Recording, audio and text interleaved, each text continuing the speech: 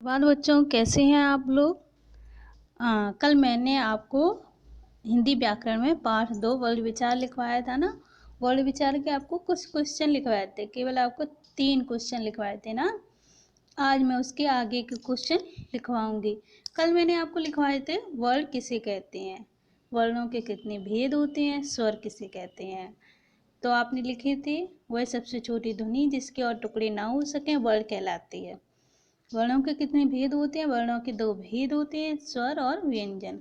स्वर किसे कहते हैं? जिन वर्णों का उच्चारण बिना किसी दूसरे वर्ण की सहायता से करते हैं वे स्वर कहलाते हैं, है ना। आज मैं आपको उसी के आगे लिखवाऊंगी। प्रश्न नंबर 4, मात्रा किसे कहते हैं? कल मैंने बताया था वर्ण किसे कहते हैं, स्वर किसे कहते हैं। आज मैं बताऊंगी मात्रा किसे कहते हैं। स्वरों का बदला हुआ रूप मात्रा कहलाता। स्वर तो जानते हो ना आप, कौन कौन से होते हैं? अ आ इ ई उ ऊ ए ऐ ऋ सी ओ औ अंग अहा, सॉरी ओ औ, ये क्या होते हैं? स्वर। अब इनकी मात्राएं भी आपको पता है। तो जब इनको मात्राओं के रूप में बदल दिया जाता है, स्वर को जब मात्रा में बदल दिया जाता है तो उसे मात्रा कहते हैं। स्वर का जो बदला हुआ रूप होता है, यानी कि मात्रा बन जाती है जब, जैसे आ बड़ा होता है ना, तो बड़ा आ का डंडा हो जाता है, फिर भी उसको आ बोलते हैं। ई छोटी और बड़ी आदि, इसी प्रकार जितने भी स्वर हैं वो सारी मात्राएं बन जाती हैं, यानी कि स्वरों का जो बदला रूप होता है उसको ही हम मात्रा कहते हैं। अब है आपका प्रश्न नंबर 4, अनुनासिक किसे कहते हैं? अनुनासिक किसे कहते हैं? तो उत्तर है आपका चंद्र बिंदु को अनुनासिक कहते हैं। जो चंद्र बिंदु होती है ना उसको क्या कहते हैं? अनुनासिक। इनके उच्चारण में हवा नाक और मुंह दोनों से निकलती है।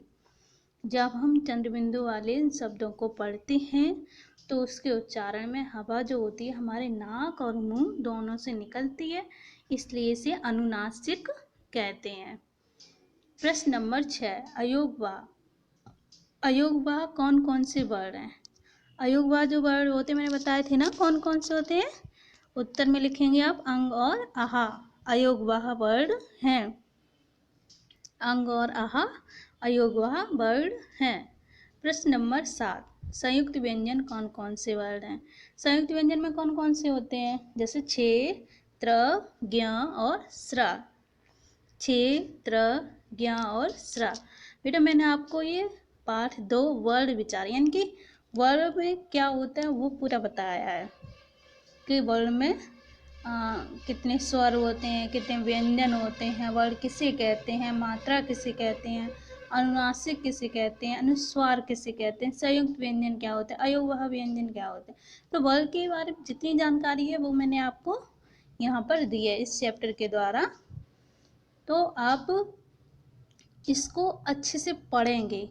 मैं याद करने के लिए नहीं कह रही हूँ, केवल आप 3-4 बार पढ़ेंगे इसको, फिर वो चीज़ आपको समझ में आ जाएगी। आपको मात्राएं आती हैं, लिखना आता है तो आप उसको लिख सकते हो। जब आप उसको समझ लेंगे उस चीज़ को कि वर्ण किसे कहते हैं, मात्रा किसे कहते हैं, तो आप उसको अपने शब्दों में बनाकर लिख सकते हो।